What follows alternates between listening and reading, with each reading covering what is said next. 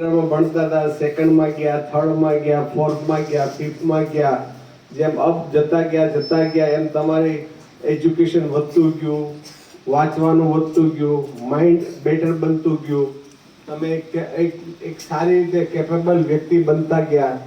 એમ તમે 9, 10, 11, 12 જ્યારે તમે 12 સુધી પહોંચો તો તમે સંપૂર્ણ રીતે તૈયાર થઈ ગયા હો. દાદા કહે છે ને, 12 બુદ્ધિ 100 શાન.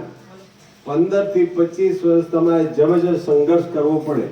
અને જ્યારે 15 થી 25 વર્ષ સંઘર્ષ કર્યા પછી, કોલેજ કર્યા પછી 5 વર્ષ તમારે કોઈ પણ સબ્જેક્ટમાં હો, તમે વકીલ બન્યા હો, ડોક્ટર બન્યા હો, યા તો તમે એક સામાજિક વર્કર બન્યા હો, યા તો એક સ્કિલ વર્કર બન્યા હો, યા તો કંઈ પણ વ્યવસાયમાં ગયા હોય, એમાં રાત ને દિવસ મહેનત કરવી પડે.